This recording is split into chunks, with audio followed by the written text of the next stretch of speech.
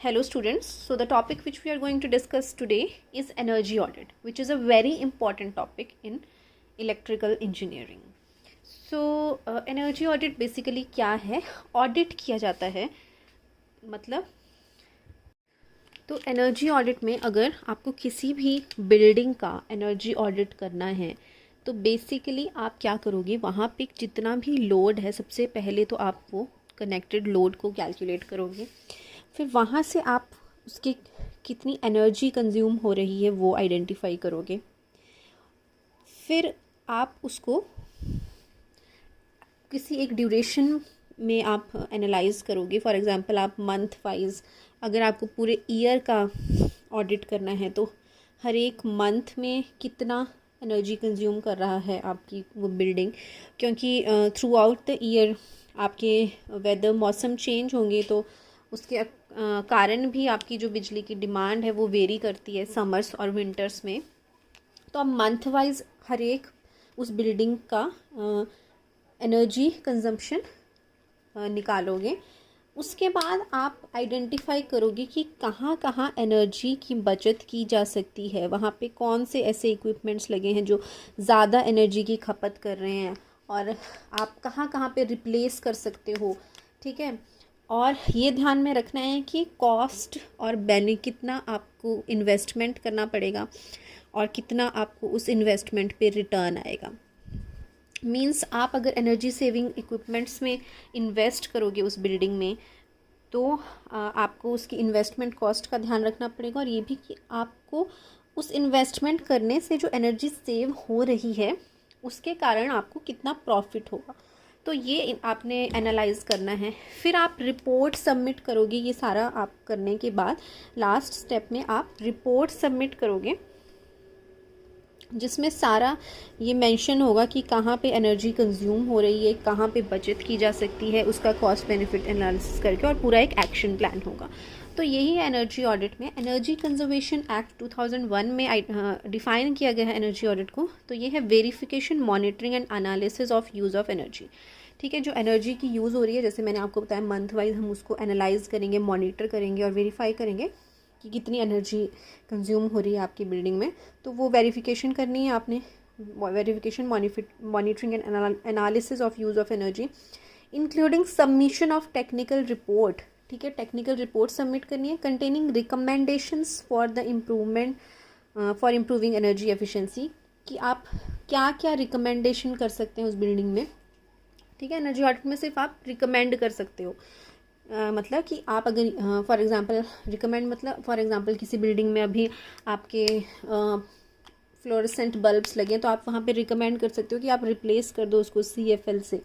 ठीक है, फिर आपने मतलब उस रिपोर्ट में आपने रिकमेंड करना है कि कहाँ कहाँ पे उस बिल्डिंग की एनर्जी बचत की जा सकती है, और कॉस्ट बेनिफिट एनालिसिस भी आपने करना है कि कितना आपकी इन्वेस्टमेंट कॉस्ट होगी उसको रिप्लेस करने में और कितना आपको उसका फिर रिटर्न आएगा, क्या प्रॉफिट होगा एनर्जी सेविंग से, और action plan to reduce energy consumption, और एक पूरा एक्शन प्लान होता है जिससे एनर्जी कंजम्पशन रिड्यूस की जा सके। सो ये आपकी एनर्जी ऑडिट है। तो आप इनको अपने वर्ड्स में लिख सकते हैं अगर आपको समझ है। तो पहले वेरीफाई, मॉनिटर और एनालाइज किया एनर्जी को, फिर रिपोर्ट सबमिट की जिसमें रिकमेंडेशंस है एनर्जी की सेविंग के लिए, और एक एक्शन प्लान है, और स्टडी किया हुआ है कॉस्ट बेनिफिट एनालिसिस। तो ये सब इसमें आएगा। Next is need of energy audit, की एनर्जी ऑडिट की क्या ज़रूरत है। तो ये तो आपको डेफिनेशन से ही पता चल गया होगा, तो आप डेफिनेशन लिखेंगे सबसे पहले। उसके बाद ज़रूरत क्या है कि ये एनर्जी वेस्टर्स को आइडेंटिफाई करता है। ठीक है, through energy audit the energy wasters in any building और इंडस्ट्री आर आइडेंटिफाइड, मतलब किन किन जगहों पे एनर्जी वेस्ट हो रही है उसका पता चल जाता है। सेकेंड है identification of areas of improvement, इससे ये पता चल जाता है कि कौन कौन से एरियाज़ हैं जो वहाँ पे आप इम्प्रूवमेंट का स्कोप है। ठीक है, areas where energy can be saved are identified. Solutions are recommended, energy improvement solutions are recommended which lead to less energy consumption and lower bills, कि जिनसे आपकी एनर्जी कंजम्पशन इम्प्रूव होती है वैसे सॉल्यूशंस को वो रिकमेंड किया जाता है। लास्ट है cost benefit analysis, sorry not last but next point is cost benefit analysis.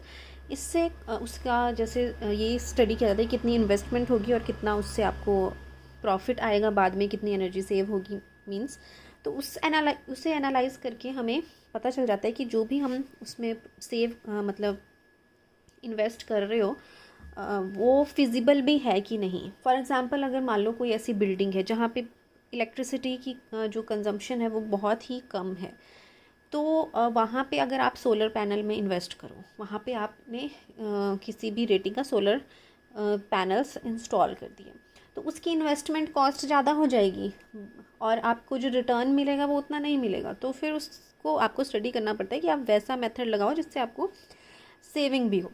तो फिजिबिलिटी कि वो प्रोजेक्ट फिजिबल भी है कि नहीं और इकोनॉमिक वायबल भी है कि नहीं, इकोनॉमिकली वो पॉसिबल भी है कि नहीं, वो उसको स्टडी आपको एनर्जी ऑडिट से आप उसको पिक्चराइज कर सकते हैं।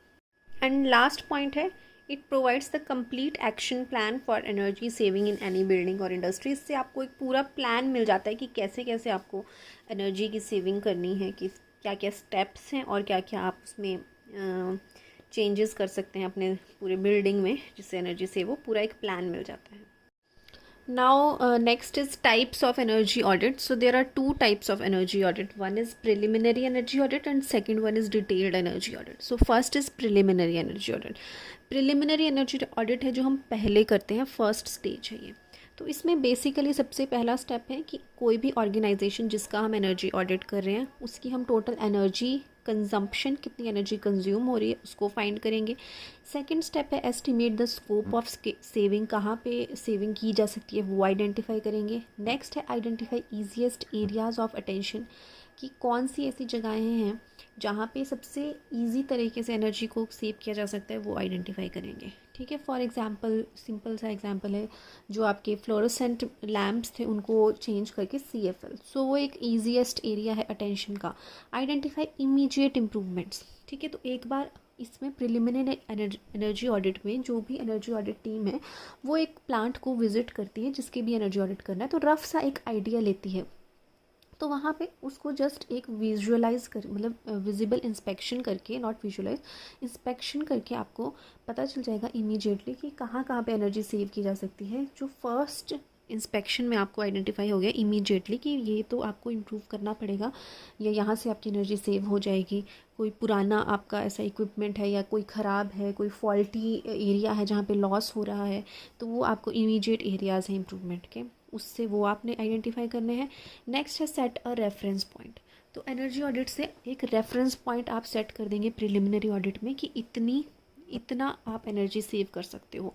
एक आप फर्स्ट इंस्पेक्शन से पहले एक इंस्पेक्शन करके, जो रफ सी इंस्पेक्शन है उससे रफ सा एक रेफरेंस पॉइंट सेट कर लोगे कि इतना आप एनर्जी की बचत कर सकते हैं इस ऑर्गेनाइजेशन में, वो आप एक रफ सा डाटा इकट्ठा करके आइडेंटिफाई करोगे। Next identify areas for more detailed study और मेजरमेंट्स। अब आप वो वाले एरियाज़ भी आइडेंटिफाई करोगे कि जहाँ पे आपको लगता है कि ज़्यादा इसको स्टडी करने की ज़रूरत है, ज़्यादा इसकी आपको रिसर्च और मेजरमेंट्स लेनी पड़ेंगी, तो वो आइडेंटिफाई करोगे, फिर उनका आप डिटेल्ड एनर्जी ऑडिट करेंगे। तो अब सेकंड देखते हैं detailed. So second is detailed energy audit. So detailed energy audit किस लिए होता है?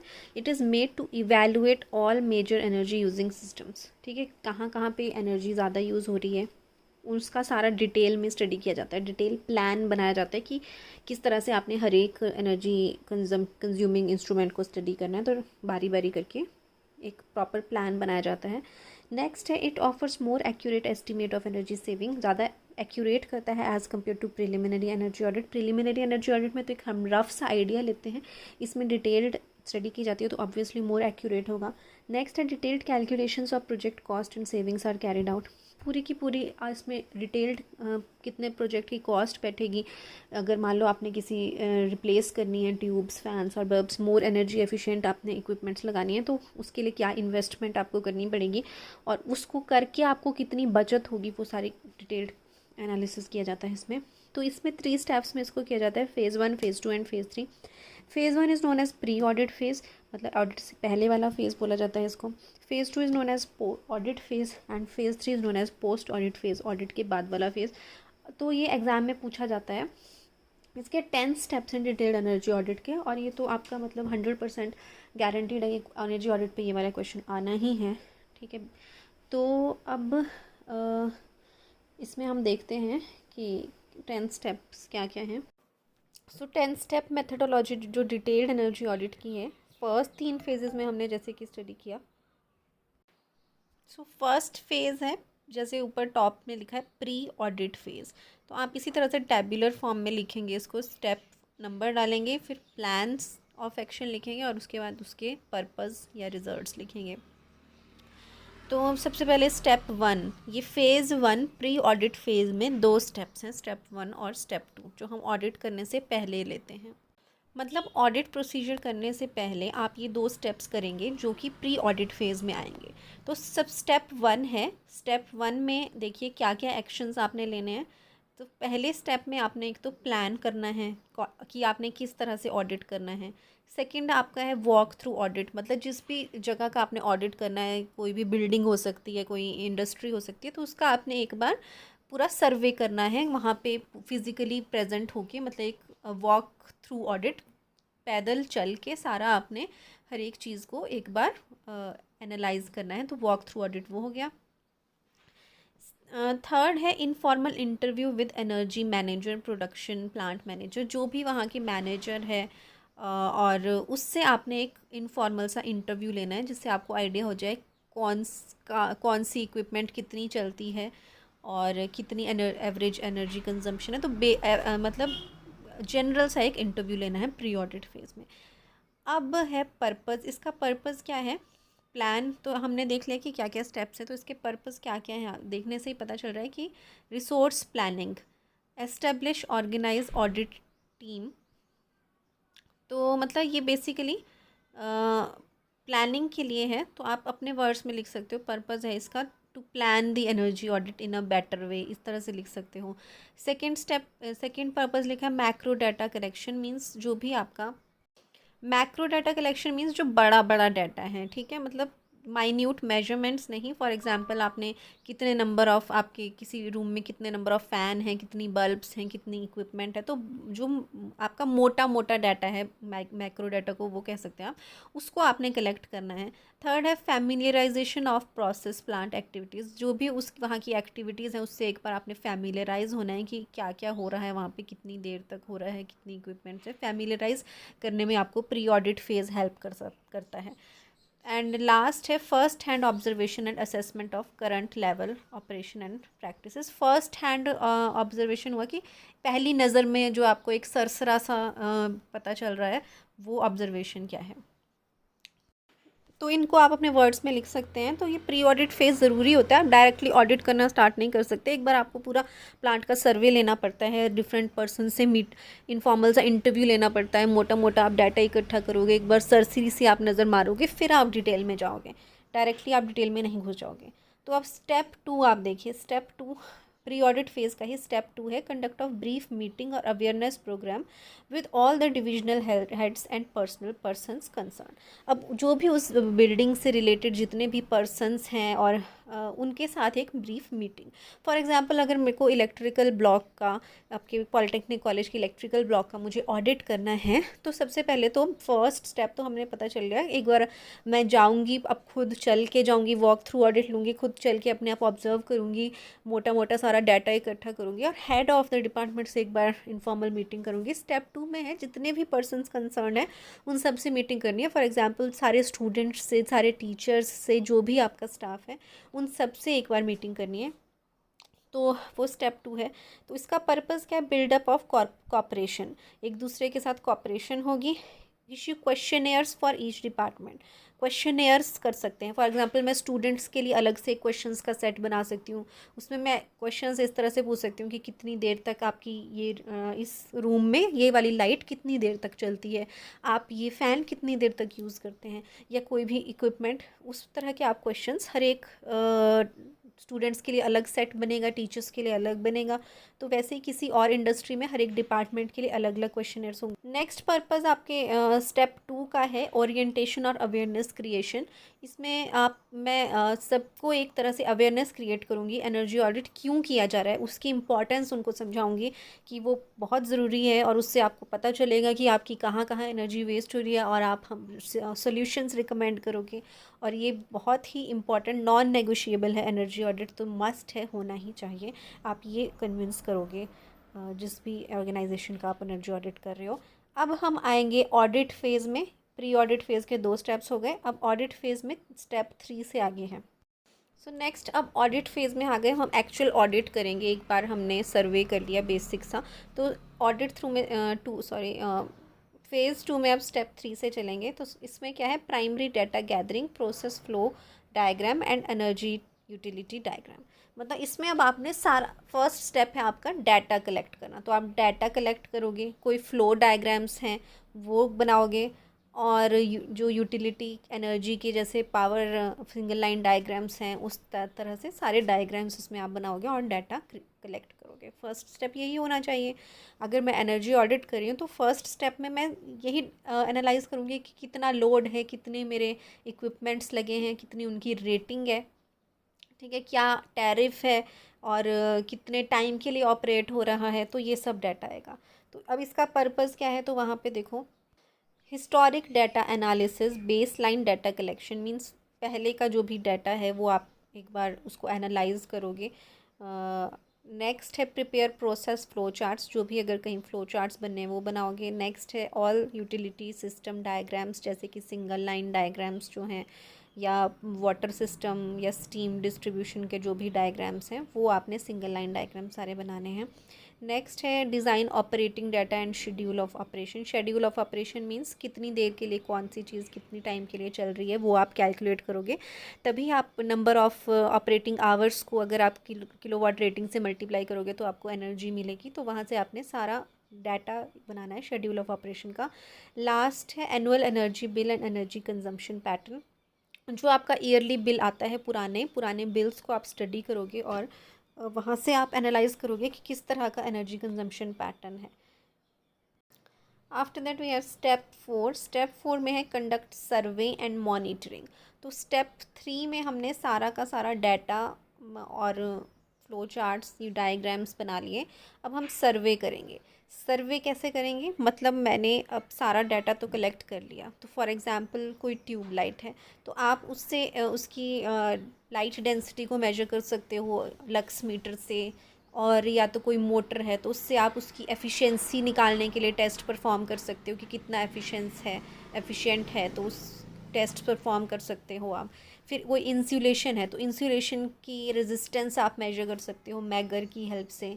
तो उस तरह से आपने पूरी वहाँ पे वायरिंग और इंस्ट्रूमेंट्स का with the help of measuring devices, measuring equipment से उनका सर्वे करना है कि क्या इक्विपमेंट आपकी ठीक चल रही है कि नहीं चल रही, कहीं उसमें लॉसेस ज़्यादा तो नहीं हो रहे हैं, कहीं उसकी रिप्लेसमेंट की ज़रूरत तो नहीं है, या तो कहीं उसकी मेंटेनेंस की ज़रूरत तो नहीं है। वो आप मशीन वाइज या सेक्शन वाइज हर एक इक्विपमेंट का सर्वे करेंगे।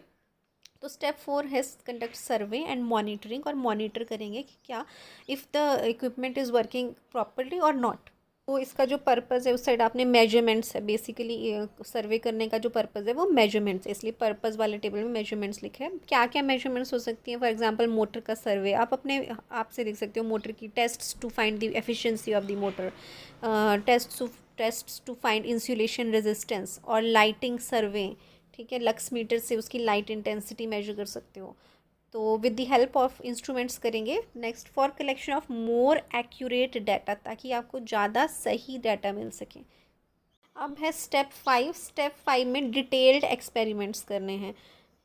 मतलब ये जो स्टेप 5 है, स्टेप 4 की कंटिन्यूएशन में ही है, कि जो स्टेप 4 में आपने एक्सपेरिमेंट्स किए, इसमें आपने और डिटेल में ट्रायल्स करने हैं, ज़्यादा टाइम लगेगा उसमें। तो जैसे कि उसके क्या क्या एक्सपेरिमेंट्स हैं, एग्जांपल में लिखा है 24 आवर्स पावर मॉनिटरिंग, ठीक है, 24 घंटे के लिए आप पावर को मॉनिटर कर सकते हैं कि कितनी KVA, पावर फैक्टर, KVAR, हर एक टाइप ऑफ रीडिंग को आप 24 घंटे के लिए उसका पैटर्न स्टडी कर सकते हैं।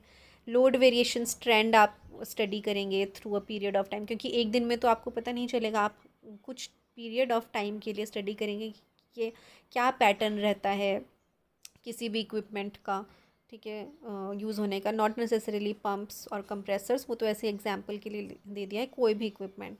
नेक्स्ट है बॉयलर एफिशिएंसी ट्रायल आवर्स, ठीक है, उनको ट्रायल उसके एफिशिएंसी फाइंड आउट करने के लिए कुछ टाइम के लिए आप ट्रायल्स करोगे उसके लिए। तो ये तभी होगा अगर आप बॉयलर टाइप के किसी इंडस्ट्री में ऑडिट कर रहे हो। तो अगर आप अपने अकॉर्डिंग कुछ भी इसमें लिख सकते हो, detailed experiments to carry out more accurate and detailed study. सारा का सारा ऐसा लिखने की ज़रूरत नहीं है, अपने वर्ड्स में आप लिख सकते हो। नाउ स्टेप सिक्स में करेंगे आप एनालिसिस ऑफ डाटा यूज़। जो भी आपने अब एनर्जी यूज़ का आपने पूरा डाटा तो इकट्ठा कर लिया, अब उसको आप स्टडी करोगे। डाटा इकट्ठा करने के बाद अब आप उसको अच्छे से स्टडी करोगे, और स्टडी करोगे यहाँ कितनी एनर्जी यूजेज है, कितनी वेस्टेज है। तो इसका पर्पज़ यही है, energy and material loss wastage को एनालाइज करना। अब स्टेप 7 है identification and development of energy conservation opportunities. अब एक बार आपने एनर्जी यूज़ पैटर्न्स को और वेस्टेज, कहाँ पे वेस्टेज हो रही है, उसको स्टडी कर लिया। अब आप वैसी अपॉर्चुनिटीज़ को आइडेंटिफाई करोगे जिनसे आपकी एनर्जी कंजर्व हो सकती है। एनर्जी कंजर्वेशन अपॉर्चुनिटी, एनकॉन भी इसको कहते हैं। तो पर्पज़ है identification of ENCON measures, energy conservation measures को आइडेंटिफाई करना। नेक्स्ट सेकंड पॉइंट है conceive develop and refine ideas. जो भी आपके आइडियाज़ हैं उनको प्रॉपर से आपको डेवलप करना है और रिफ़ाइन करना है, फ़िल्टर करना है, क्योंकि आइडियाज़ तो बहुत आएंगे, बट आपको अपने प्रोजेक्ट की फिजिबिलिटी के अकॉर्डिंग जो डिज़ायरेबल आइडियाज़ हैं और उसको आपने फ़िल्टर करना है। तो नेक्स्ट है review the previous idea suggested by unit personal. जो पहले के आपके आइडियाज़ हैं, ऑडिट्स हुए हैं, उनको भी एक बार आपने स्टडी करना है। तो review the previous idea suggested by energy audit, जो पहले के ऑडिट्स हुए हैं उनको एक बार स्टडी करेंगे। और लास्ट में लिखा है use brain storming efficient technology. कोई अगर न्यू टेक्नोलॉजी है तो उसके बारे में आप डिस्कस करोगे। तो इनमें को आप अगेन मैं वही बोलूँगी, आपको एज इट इज़ इसको याद करने की ज़रूरत नहीं है, आप अपने वर्ड्स में पॉइंट्स लिख सकते हैं। 2-3 पॉइंट्स भी आप मेजर्स अपने पर्पज़ में लिख सकते हैं। 8th पॉइंट है कॉस्ट बेनिफिट एनालिसिस। अब आपने मेजर्स भी सिलेक्ट कर लिए, अब आप डिस्कस करोगे कि उन मेजर्स को अडॉप्ट करने के लिए कितनी इन्वेस्टमेंट लगेगी। फॉर एग्जांपल मैंने ये डिसाइड किया कि मैं फ़ैन्स को रिप्लेस करूँगी मोर एनर्जी एफिशिएंट फ़ैन से। तो आपको इन्वेस्टमेंट कॉस्ट ध्यान में रखनी पड़ेगी कि नए फ़ैन ख़रीदने के लिए मेरे को कितना इन्वेस्ट करना पड़ेगा। उसके बाद आप निकालोगे कि उस इन्वेस्टमेंट से, अब मान लो न्यू जो फ़ैन मैंने लगाया एनर्जी एफिशिएंट, उससे मेरे को कितनी एनर्जी की बचत होगी ईयरली, वो आप कैलकुलेट करोगे। फिर ईयरली जितना आपको प्रॉफिट होगा न्यू एनर्जी सेविंग इक्विपमेंट लगाने से, जो मैंने एनर्जी एफिशिएंट फ़ैन लगाया उससे मेरे को जितना प्रॉफिट होगा, उससे मैं निकालूंगी कि मेरी इन्वेस्टमेंट का मेरे को रिटर्न कितने टाइम में मिलेगा। ठीक है, इन्वेस्टमेंट लगाई है और कितना मेरे को प्रॉफिट आ रहा है, उसका आप एक एनालिसिस करेंगे। तो इसका पर्पज़ यही है कि आपने वैसी टेक्निकल फिजिबिलिटी को स्टडी करना है कि कोई भी जो मैंने सेलेक्ट किया है कि मैं इस तरह से एनर्जी कंजर्व कर सकती हूँ, वो फिजिबल भी है कि नहीं है, कॉस्ट पॉइंट ऑफ व्यू से भी वो वायबल है कि नहीं है, इकोनॉमिकली भी वो आपकी इंडस्ट्री को या जिस भी इंस्टीट्यूशन का आप ऑडिट कर रहे हो उसके बस में होना चाहिए वो करना भी। तो उसको स्टडी करूँगी कि वेदर द एनर्जी ऑडिट जो रिकमेंडेशंस हैं वो फिजिबल भी हैं कि नहीं है। तो बेसिकली कॉस्ट बेनिफिट एनालिसिस है, ये आपको डिस्कस करता है। तो इसमें आप क्या करते हो, select the most promising projects, जिससे सबसे ज़्यादा आपको लगता है कि इससे मतलब 100% आपको रिजल्ट मिलेंगे, वो वाले प्रोजेक्ट आप इसमें सेलेक्ट करोगे। नेक्स्ट है प्रायोरिटाइज बाय लो मीडियम लॉन्ग टर्म मेजर्स। तो आप जो आपको इमीडिएटली करना है, इमीडिएटली जो चीज़ रिप्लेस करनी है उसको आप प्रायोरिटाइज़ करोगे कि this thing is of immediate importance, immediately करना है। मीडियम एंड लॉन्ग टर्म, या लॉन्ग टर्म में कोई चीज़ आपने करनी है तो उसको उस तरह से ही आपने मार्क करना है। सो नेक्स्ट स्टेप है reporting and presentation to the top management. 9th step, अब आपको रिपोर्ट बनानी है। तो इसमें इसका पर्पज़ है डॉक्यूमेंटेशन, रिपोर्ट, प्रेजेंटेशन, मतलब बेसिकली आपको रिकॉर्ड को एक तरह से संभाल के रखना है जो भी आपने एनालिसिस किया है। तो that is also a very important step, क्योंकि रिकॉर्ड होना भी एक बहुत ज़रूरी है। रिकॉर्ड की इम्पोर्टेंस को आप डिनाई नहीं कर सकते। एज अ स्टूडेंट्स हम भी कई बार सोचते हैं कि यार क्या रिकॉर्ड बनाना है, क्यों हमें नोट्स बनाने हैं, तो उसको आप बिल्कुल भी डिनाई नहीं कर सकते हैं। वो एक बहुत क्रूशियल स्टेप है। जब भी आप फॉर एग्जांपल जो भी आप इन्फॉर्मेशन देख रहे हो, अगर आप नेट पे ही कुछ देख रहे हो, यूट्यूब पे वीडियोस देख रहे हो जिससे आपको नॉलेज मिल रही है, वो क्या है, वो एक तरह से रिकॉर्ड है। ठीक है, दैट इज़ अ रिकॉर्ड। तो आपको भी अपना पर्सनल एक रिकॉर्ड रखना पड़ता है, उसी से ही एफिशिएंसी बढ़ती है। तो कोई भी अगर आप ऑफिशियल काम भी देखोगे तो उसमें भी एक रिकॉर्ड मेंटेन किया जाता है, जिससे प्रॉपर उसको एक क्लियर पिक्चर हमें मिलती है। तो स्टेप 10 लास्ट स्टेप है पोस्ट ऑडिट फेज़, और ये फेज़ 3 है। ठीक है, फेज़ 3 में सिर्फ एक ही स्टेप है, स्टेप 10। ठीक है, जैसे फेज़ 1 में 2 स्टेप थे, 1 एंड 2, देन 3 to 9 जो थे वो ऑडिट फेज़ के थे, और पोस्ट ऑडिट फेज़ के एक ही स्टेप है, स्टेप 10, वो है इम्प्लीमेंटेशन एंड फॉलोअप, कि अब आपको इम्प्लीमेंट करना है जो भी आपने रिकमेंडेशंस दिए, और फॉलोअप लेना है कि क्या उससे और इम्प्रूवमेंट्स हो रही हैं, क्या उसके इफ़ेक्ट्स पड़ रहे हैं। तो इसमें क्या है, इसका पर्पस है assist and implement ENCON recommendation measures and monitor the performance. अब जो रिकमेंडेशंस दी थी आपने उसको इम्प्लीमेंट करना है और मॉनिटर करना है कि उसको अप्लाई करने से क्या आपकी परफॉर्मेंस पे फ़र्क पड़ा है। तो इसमें आप एक, इसके purpose action plan and schedule of implementation, एक पूरा एक्शन प्लान बनेगा और एक शेड्यूल बनेगा कि कैसे कैसे आपको उसे इम्प्लीमेंट करना है। और सेकंड इसका पर्पज़ है follow up and periodic review. एक बार उसको इम्प्लीमेंट करने के बाद आपको फॉलो अप लेना पड़ेगा कि कैसे वो आपकी जो भी रिकमेंडेशंस हैं वो किस तरह से उनकी परफॉर्मेंस है। तो ये हैं 10 steps. I hope you have understood it, and very important topic. So thank you.